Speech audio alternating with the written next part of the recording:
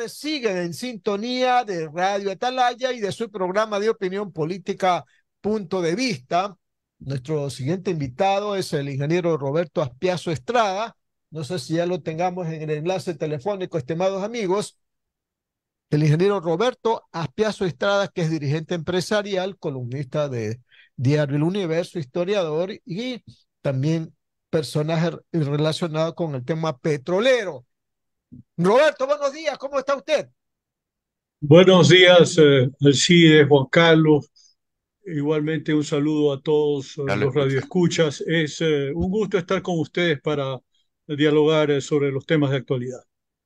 Claro que indudablemente que le deberíamos de preguntar al inicio de esta conversación qué va a pasar en estos 17 meses que tiene pues el presidente electo Daniel Noboa para gobernar, pero yo quisiera más bien trastocar la entrevista porque estamos preocupados por este tema del cumplimiento de la consulta popular sobre el ITT y el campo 43, el bloque 43, porque he escuchado de expertos, Roberto, diciendo que es bien complicado cumplir con esta disposición. ¿Por qué? Por el tiempo primero, después por la cantidad de dólares, de millones de dólares que hay que gastar para desmontar todas las operaciones en un año.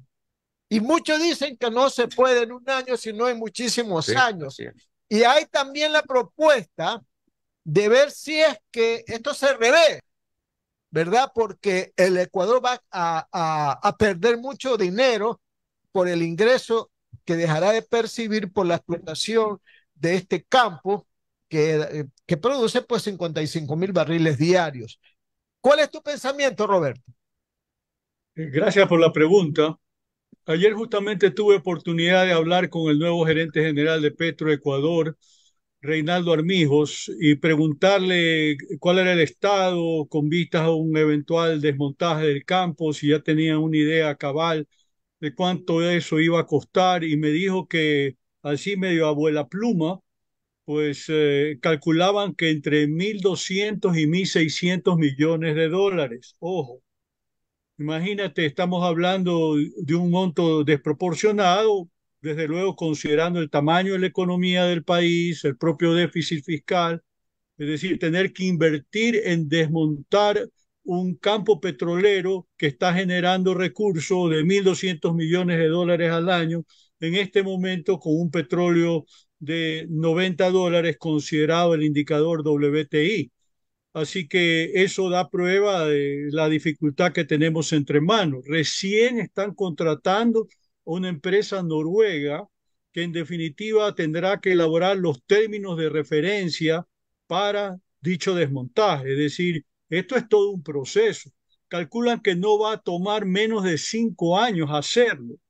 Así que eso nos da una idea de que es una tarea muy minuciosa y verdaderamente, considerando la situación del país, no hace sentido. Desde mi punto de vista, esto tendrá que ser revisado por el nuevo gobierno en conjunto con la Asamblea Nacional, considerando el hecho de que se convocó a la consulta por parte de la Corte Constitucional, haciendo tabla rasa respecto a una autorización que en su momento, de acuerdo al artículo 417 de la Constitución, hizo la propia Asamblea respecto a iniciar la explotación de dicho campo. Inclusive con una pregunta, sabemos bien, desactualizada, que se remontaba a 10 años atrás, cuando el campo todavía no venía siendo explotado. O sea, si uno se pone a analizar objetivamente cada uno de estos elementos, llega a la conclusión de que esto fue un salto al vacío y hoy por hoy tenemos un problema entre manos que no sabemos bien cómo se va a resolver. Otra cosa que me dijo Armijo, que es importante para efectos de compartir la información, es que en teoría no se podría continuar con el funcionamiento del campo como hasta ahora, sino hasta máximo agosto del próximo año, porque de otra manera la Corte Constitucional podría obrar en el sentido de exigir el cumplimiento de los términos de la consulta popular. Esto es cerrar a troche y moche el campo, despedir a los miles de empleados que directa o indirectamente dependen del mismo, con un grave impacto social en la provincia de Orellana, que de paso se ha dicho, votó por el no en la consulta popular mayoritariamente. Eso podría comentar.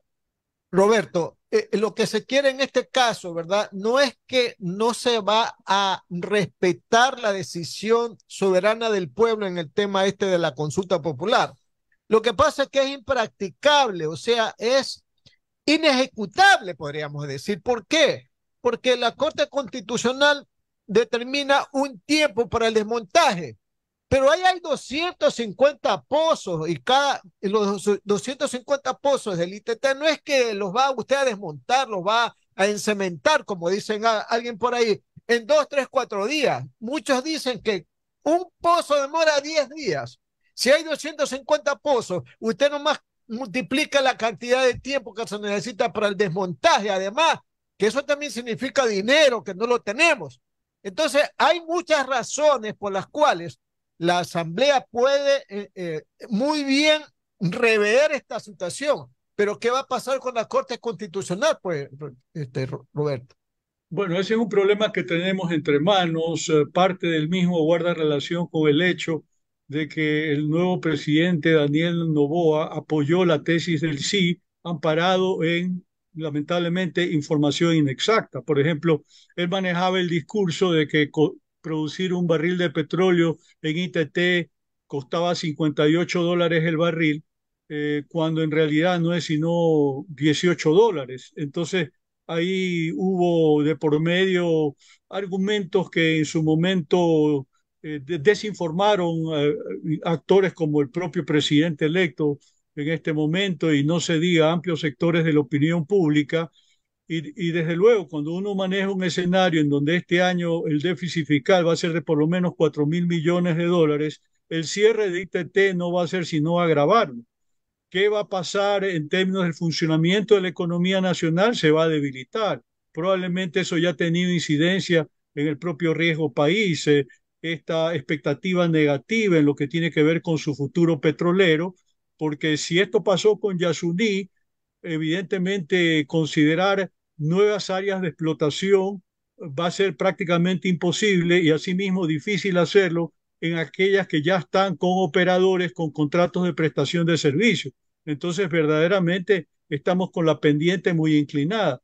Si acaso nos planteamos el dilema acerca de la posibilidad de producir 1 millón de barriles de petróleo al día, eso es un objetivo alcanzable, pero en la medida que se continúen manteniendo las licencias represadas por una demanda de la CONAI ante la Corte Constitucional proambientalista, que la ha acogido con medidas cautelares, eh, neutralizando un reglamento que para el efecto fue expedido por la función ejecutiva. Entonces, este tema se sigue enredando, no tiene una salida, y uno de los sectores que tiene mayor capacidad de captar inversión y a la vez generar recursos, porque el petróleo finalmente es del Estado ecuatoriano, no es de los particulares. Entonces, finalmente esto es una grave limitación para nuestras perspectivas de desarrollo.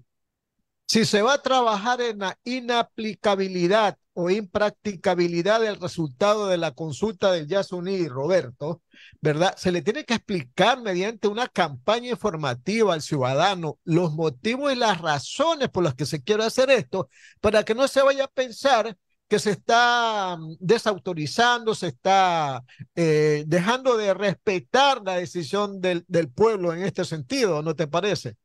Pero lo primero, tenemos que ser realistas, lo sabemos perfectamente bien, el pueblo fue convocado a esta consulta popular de un momento a otro, interpuesta con las elecciones generales producto de la muerte cruzada, es decir, ni siquiera este tema había estado en el foco como algo prioritario a nivel del interés general, de la opinión pública durante 10 años, y de repente se lo introduce desde mi punto de vista, con mala fe, con el fin precisamente de viabilizar una consulta que había estado represada 10 años a la fecha y desconociendo los antecedentes, como señalaba hace un momento, de que finalmente esta explotación había tenido una autorización expresa de la Asamblea Nacional que fue desconocida obviamente por la decisión correspondiente de la Corte Constitucional.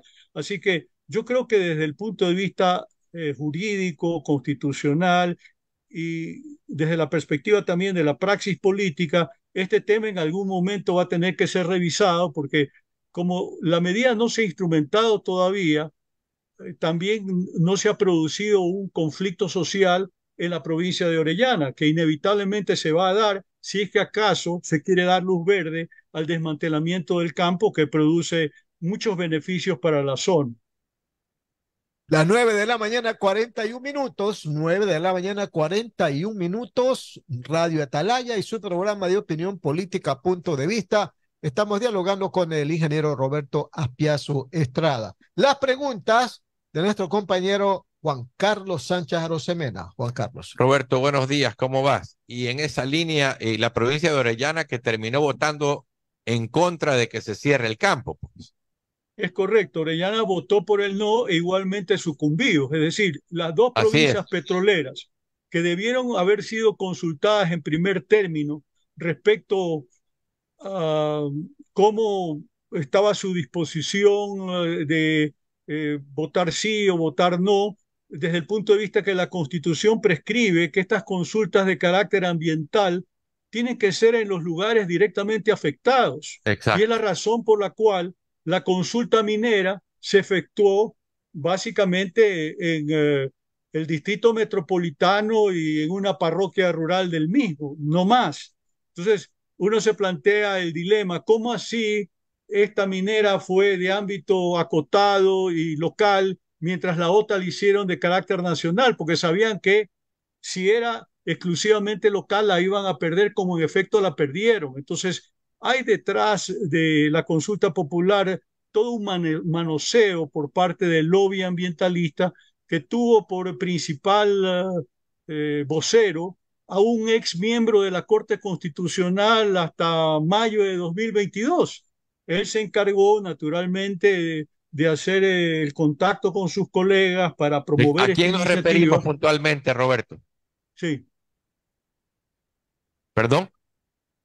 eso te decía que finalmente pues hubo toda esta influencia al interior de la Corte por parte del lobby ambientalista para sacar esta consulta extemporánea con una pregunta que desinformaba al propio elector toda vez que no revelaba cuál era la situación del campo. La pregunta debía informar al ciudadano la circunstancia de que el bloque estaba siendo explotado, pero tal como estaba formulada, era hecha cuando el campo todavía no había comenzado a ser explotado, como decía, en base a una autorización de la Asamblea Nacional. Entonces, hay alrededor de todo ello un engaño que creo que debe motivar una fiscalización de parte de la Asamblea Nacional para lograr revertir los términos de esta consulta popular, porque como he venido diciendo sostenidamente, se efectuó un momento totalmente inoportuno y la gente no estuvo suficientemente informada. Yo diría que Informado. la mayor parte de los ecuatorianos no sabía por qué fueron convocados a votar ni cómo exactamente tenían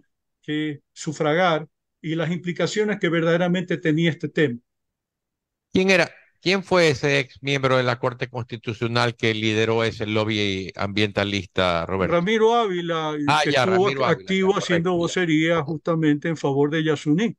Claro, claro. Entonces, Roberto, ese es parte del problema, de que es una corte proambientalista y desde luego no procesa todos estos temas relacionados con la objetividad, imparcialidad que se debe, y hoy por hoy tiene represadas pues centenares de licencias ambientales, no solamente en el sector extractivo, dígase petróleo y minería, sino también en otros como construcción, turismo, etcétera, etcétera.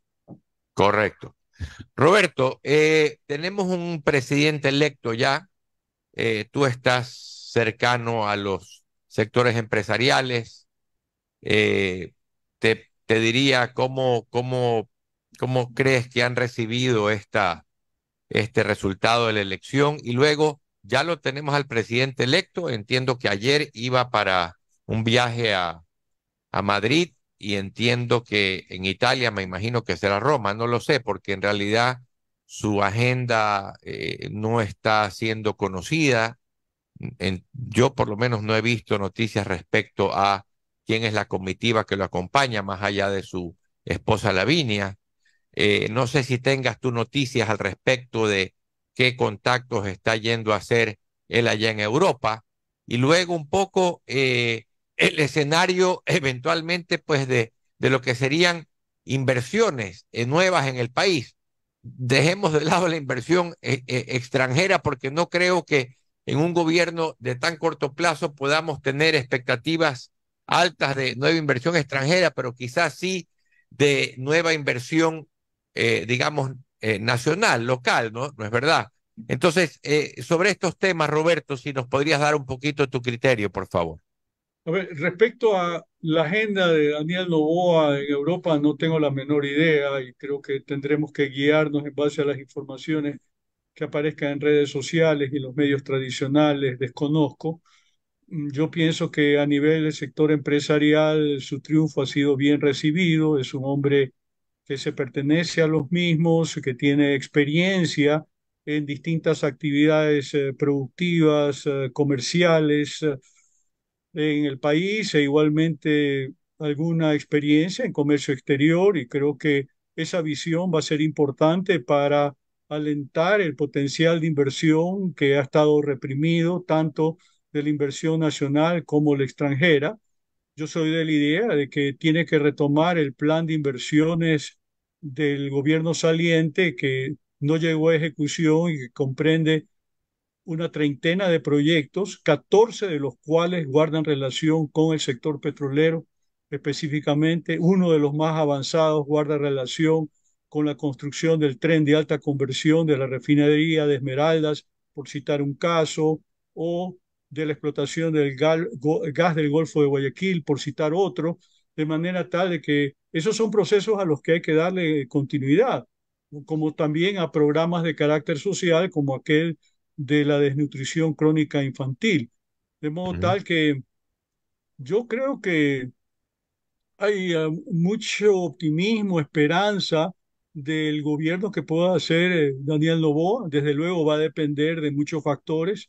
Uno de ellos, ¿cuál va a ser el equipo de gobierno? Hasta ahora no tenemos una idea cabal, se han mencionado varios nombres, pero muchas veces cuando estamos en estos periodos de transición, por ahí se va perfilando un gabinete, pero el gabinete se cae al cabo de 1 o 2 semanas y hay otros nombres de reemplazo.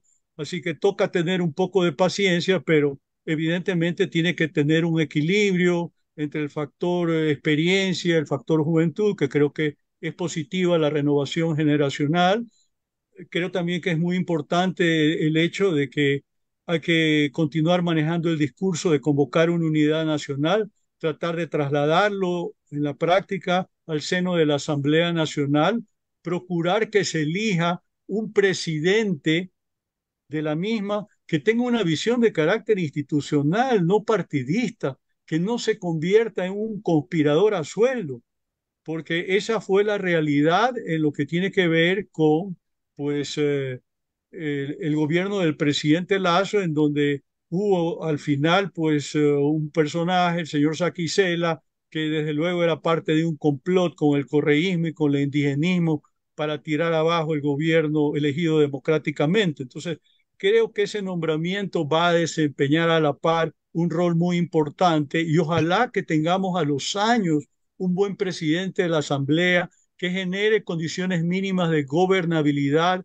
en base a un plan mínimo de acción que sea convenido entre los distintos bloques parlamentarios sin excluir al correísmo. Esa es la parte más difícil. Y esto lo ha dicho también el presidente electo Daniel Noboa, que hay que avanzar en esa dirección y no excluir finalmente al correísmo, considerando que han conseguido prácticamente la mitad de votación del país y tienen la mayor representación, el mayor bloque en el Parlamento Nacional. Ahí hay algunos elementos de los que podemos continuar el análisis. Correcto. Roberto, se dio pues la reunión del presidente electo Daniel Noboa con el actual presidente Lazo en el Palacio el día martes de esta semana, ya para pensar en una transición, ¿no es verdad? Y aparentemente la fecha de la posesión está adelantada, porque según vi, la asamblea se estaría posesionando el 15 de noviembre y eventualmente una fecha de posesión del presidente electo estaría pues alrededor de esos días siguientes, lo cual nos indica que estamos más o menos a un mes de tener pues ya a las nuevas autoridades sentadas en sus cargos. Y no sé si es que sabes algo de los equipos que van a estar por parte de Daniel Noboa haciendo llevando a cabo toda esta transición, porque como te digo, estamos eventualmente, no sé, a 4 semanas de que ya se sienten las nuevas autoridades y esos nombres tampoco, por lo menos, se los conoce. No sé si tú tengas conocimiento de algo. No, no tengo conocimiento de nombres del equipo de gobierno del presidente electo Daniel Noboa.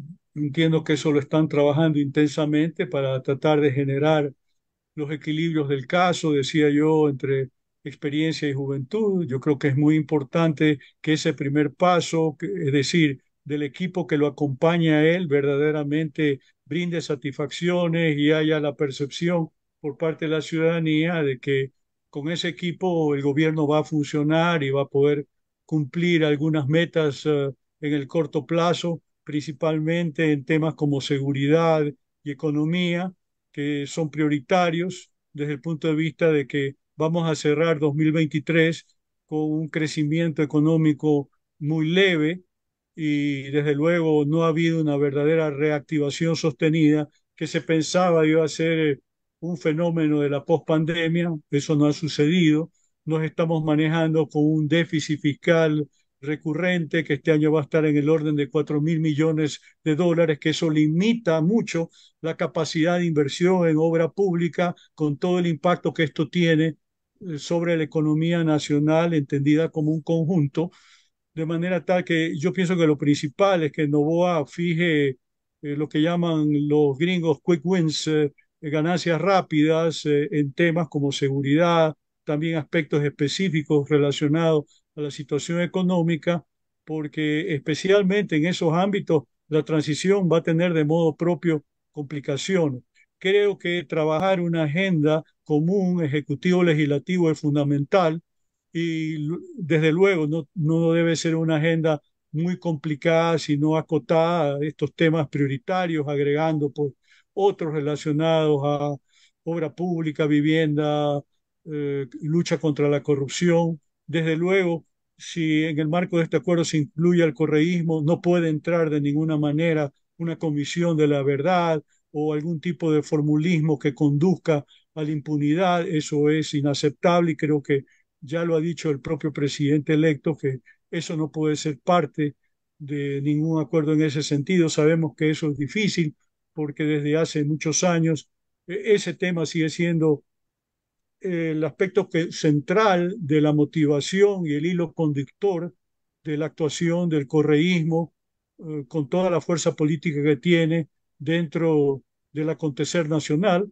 Así que nos toca estar viendo y analizando lo que pasa en el día a día. En efecto, se está hablando de que la transición se va a dar el 25 de noviembre, eso es dentro de un mes, y eso apremia naturalmente a Noboa en términos de tener listo ya su equipo de gobierno, que no es una tarea fácil. Sabemos bien que a nivel de altos mandos y de mandos medio altos se necesitan no menos de unas 400 personas.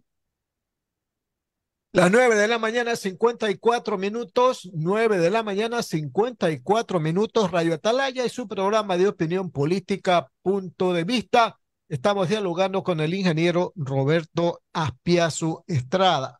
Roberto, otro problema pues tenemos en este momento en el país, aparte de la inseguridad, aparte de que ya mismo viene el evento del niño, el tema del sector eléctrico, porque se anuncian a propósito de la declaratoria de emergencia del sector, se anuncian apagones, pues, y usted sabe bien que la energía eléctrica es la base del desarrollo de un país. Si un país no tiene energía eléctrica, no avanza, retrocede. ¿Cómo ve hasta el momento los pasos que está dando el gobierno con el fin de enfrentar este problema? Bueno, lo que puedo decir es que el año pasado tuvimos ya este mismo problema. Lo que pasa es que somos un tanto desmemoriados y finalmente entonces pudo subsanarse el tema de los apagones en base a la entrega de energía por parte de Colombia, que nuevamente se está repitiendo y es lo que está permitiendo sortear por ahora una crisis energética con una entrega de aproximadamente unos 400 megavatios diarios de energía cara, sí, pero es preferible en energía cara no tenerla, pero en definitiva es un sector muy expuesto. El consumo de energía ha estado subiendo el año pasado, 2022, como 4,1%. En 2023 la estimación es de 6,2%, porque finalmente hay el caso de sectores de la industria camaronera cuyas piscinas o instalaciones se encuentran en la periferia del tendido del Sistema Nacional Interconectado, que se han venido, valga la redundancia, conectando de forma tal de tener acceso a energía barata y no depender de la generación de diésel subsidiado que ya no tienen. Entonces, eso es uno de los factores que está incidiendo en que los niveles de consumo de energía estén subiendo bastante más de lo que está incrementando la economía en términos de crecimiento. El año pasado, pues 2,5, este año va a estar en 1,3 con estimación a la baja para tener un referente. Entonces, el problema de fondo es que más del 80% de la generación de centrales hidroeléctricas está en la cuenca amazónica, no en la cuenca del Pacífico, que tienen regímenes hidrográficos distintos, y esto desde luego expone el sistema en su conjunto, toda vez que en condiciones normales eh, el sistema hidroeléctrico permite suministrar el 90% del consumo del país, apoyado desde luego con las unidades termoeléctricas. Pero las termoeléctricas tienen el inconveniente que en promedio pues tienen como 40 años de edad, el costo de mantenimiento es alto, no siempre es oportuno, no todas las unidades están disponibles en un momento de emergencia como este, debido a estas circunstancias de que no han sido reparadas a tiempo. Entonces estamos con ese talón de Aquiles que nos obliga a depender del suministro de energía de los colombianos. Así que es un poco el estado de cosas y desde luego en ese contexto se ha emitido este decreto ejecutivo en el cual se quiere fomentar la generación de energía a gas en particular, eventualmente con barcazas. Y desde luego, como lo decía hace un momento, no hay energía más cara que aquella que no se tiene. Así que veamos qué alcanza a hacer el gobierno saliente, porque como estábamos hablando hace un momento, restándole apenas un mes, difícilmente creo que vaya a haber suficiente tiempo para estar firmando contratos, aunque sea de emergencia.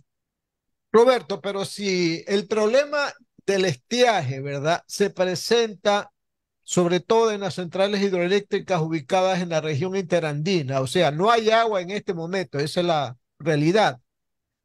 Pero pensemos en otras alternativas, pues, por ejemplo, ¿por qué no construimos una central hidroeléctrica en la costa?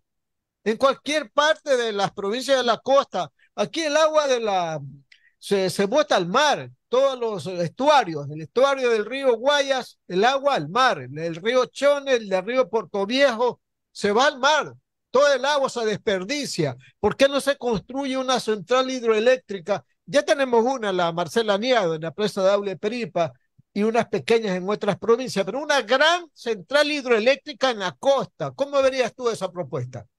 El tema pasa por el hecho de que construir una central hidroeléctrica toma promedios entre 7 y 10 años.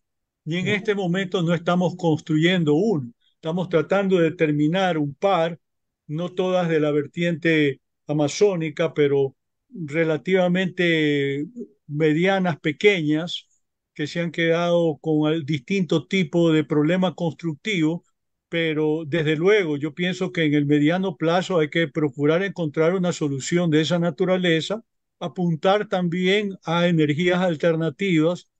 Hay un par de proyectos que están por salir.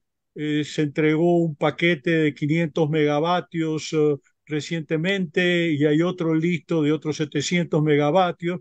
básicamente para energía solar y energía eólica. No pienso que esa sea en el mediano largo plazo una situación estructural de fondo, pero va a ayudar indiscutiblemente y hay que caminar en esa dirección como lo están haciendo el resto de países del mundo.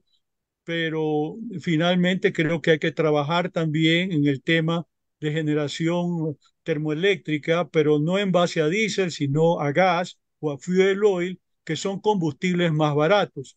Respecto al primero, el gas, obviamente es más barato que el diésel, es menos contaminante y desde ese punto de vista puede coadyuvar para efectos de superar la crisis que estamos atravesando, con el inconveniente de que no hay instalaciones en el país suficientes como para almacenar el gas que se requiere a fin de ser un sustitutivo del diésel en lo que tiene que ver con las unidades de generación de termoeléctrica. Es decir, ahí tiene que haber un periodo de transición. Vamos a ver cómo se viene dando en el marco de este decreto ejecutivo de emergencia que ha sido expedido, teniendo como uno de los principales propósitos el que estoy anotando.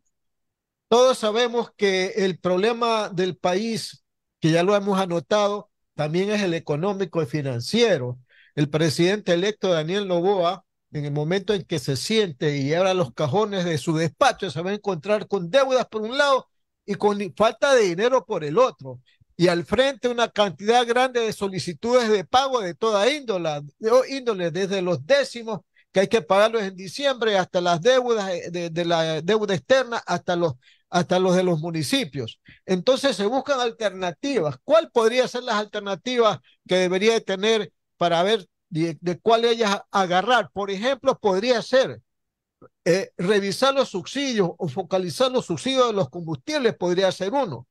Si no, el tema de otra vez volver a las reformas tributarias con la probabilidad de que ahí por ahí se mande algún impuesto o finalmente, ¿verdad? La disyuntiva de tener que finalmente tomar medidas duras, no queda más porque si no, ¿de dónde hay dinero para enfrentar las responsabilidades, Roberto? Sin duda, ese es un problema grave que tendrá que atender el nuevo gobierno. Se está proyectando un déficit para el cierre del año en el orden de 4.000 millones de dólares. Solamente el pago del decimotercero va a representar como 1.500 millones de dólares, plata que en este momento no tiene la caja fiscal. Así que tendrá que hacer malabares para encontrar fondos y desde luego el inconveniente que tiene el atraso es que se deja de pagar a proveedores de bienes y servicios, hay retrasos en las asignaciones a los gobiernos autónomos descentralizados, como no hay posibilidad de acceder a fuentes de financiamiento con la emisión de bonos, también de conseguir apoyo en este momento de los organismos multilaterales eventualmente solo de forma acotada, no para manejar ingresos que permitan paliar el monto de ese déficit. Entonces, verdaderamente, ahí hay un círculo vicioso que yo mismo no tengo claro cómo se lo va a resolver, pero finalmente va a ser una herencia que tenga que asumir el nuevo gobierno del presidente Noboa y obrar según convenga el interés general y de una forma perentoria, porque eso no puede quedar ahí colgado, pero tampoco va a haber una solución mágica de la noche a la mañana. ¿Qué piensas de del nuevo periodo de sesiones de la Asamblea, verdad? Porque hay el temor de que se repita lo sucedido con el presidente Lazo, que se formen bloques que impidan toda aprobación de proyectos que envíe el Ejecutivo.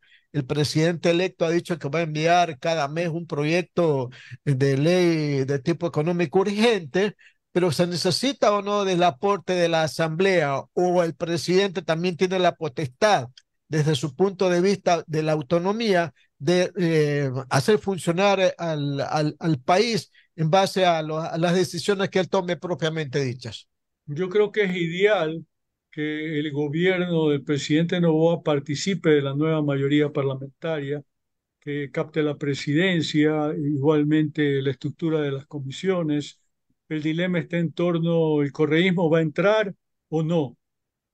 Yo mismo no tengo una respuesta categórica. Lo que sí puedo decir es que para fines de gobernabilidad es muy importante tener por primera vez en años un presidente de la Asamblea que represente no una facción, a un bloque parlamentario determinado, sino a la institución misma que suele llamársela como el primer poder del Estado. Creo que eso sería un factor que equilibraría muy bien este aspecto institucional que está tan debilitado por la continua pugna de poderes, ejecutivo, legislativo, fundamentalmente, y creo que en términos de gobernabilidad este sería un gran paso. Repito, una de las cuestiones es cómo entra el correísmo en esa ecuación, pero finalmente es un movimiento político que no puede ser desconocido luego de haber obtenido cerca de la mitad del voto a nivel nacional y de tener sin duda el primer bloque parlamentario, de manera tal que es un interlocutor que no puede ser desconocido, más allá de que desde luego en el marco de las negociaciones no puede introducirse este tema de la impunidad o de la comisión de la verdad, pero sí otros temas que han estado parte inclusive de su discurso durante la campaña presidencial respecto a salud, educación, seguridad, vivienda, etcétera, etcétera. Creo que por ahí hay que encaminar esta política pública. Roberto, ¿cómo tomas la decisión del presidente Lasso de proceder con el aumento salarial básico de $25 para completar los $475 como salario básico unificado? Yo creo que finalmente termina siendo una medida populista de cierre para tener un argumento potente para defender lo que ha sido su gobierno, que ha cumplido con este incremento salarial de una forma sistemática, cumpliendo con una de sus promesas de campaña, pero la realidad es que el país pierde competitividad, productividad, va a crecer 1,3% dependiendo de lo que suceda el resto de lo que falta del año, todavía no lo sabemos bien, pero es un crecimiento por debajo de la expectativa y se está incrementando con cargas sociales, con estos $25 agregados, alrededor de 7,5% el salario mínimo vital, de manera tal que esto resiente sobre todo a los medianos y pequeños negocios que mantienen dificultades, que no han logrado niveles de venta prepandemia, que son muchos, de manera tal de que no creo que a nivel del sector empresarial hoy por hoy esta noticia ha sido acogida con entusiasmo, más allá que puede ser entendida como algo de justicia social por parte de amplios sectores, destacando también que hay que considerar que el salario mínimo vital lo recibe un segmento específico de los trabajadores ecuatorianos, toda vez que la mayoría están inmersos en lo que se denomina las comisiones sectoriales que tienen un régimen distinto de ajuste salarial. Muy bien, Roberto, le agradecemos por haber estado con nosotros. Gracias y un gusto estar contigo, Alcides. Muy bien, 9 de la mañana, perdón, 10 de la mañana, 8 minutos, 10 de la mañana, 8 minutos. Fue el ingeniero Roberto Aspiazo Estrada, dirigente empresarial, columnista de Diario El Universo y también historiador.